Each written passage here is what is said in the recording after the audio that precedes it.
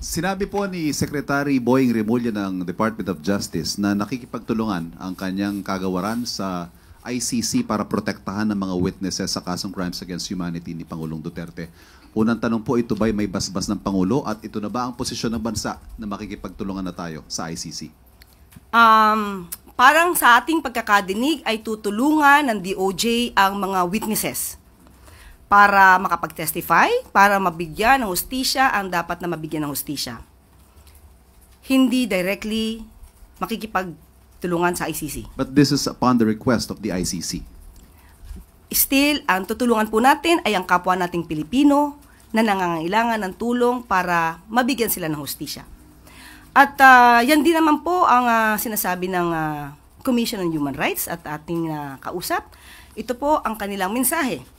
The CHR, as constitutionally mandated, has always made its services readily available to the extent possible to all victims, regardless of circumstances and status, in its pursuit of justice and accountability for alleged violations of human rights, whether local or abroad, with assistance of relevant government agencies if necessary.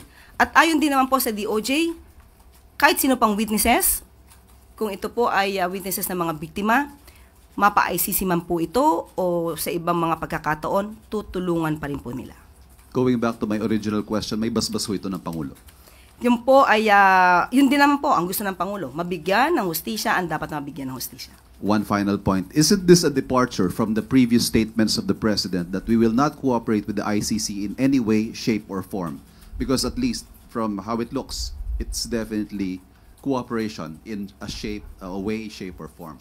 It can be said that it is indirectly cooperating with the ICC, but the primary intention of the government is to help the victims and the witnesses of the victims to get the justice they need. So hindi pa rin po tayo nakikipagtulungan sa ICC? Yes, directly hindi po. Yusek, follow-up lang. Pero napapag-usapan po ba o may nabanggit po ba si Presidente about dun sa muling pagsaba ng Pilipinas sa Rome Statute? Kino-consider na po ba yan ngayon? Or at least nasasama ba sa discussion? Wala po. Sa ngayon, wala po talaga.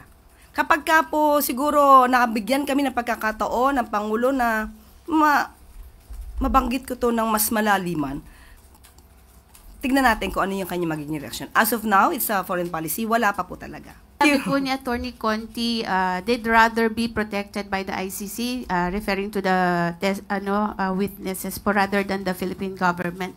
Parang nawawala po yung tiwala nila sa Philippine government dun sa kanyang statement. Siguro po sa kanyang, mahirap po magsalita kung anong po ang kanya nasa damdamin at nasa kanyang isipan. Siguro, I'd rather not comment to the reaction of Attorney Conti.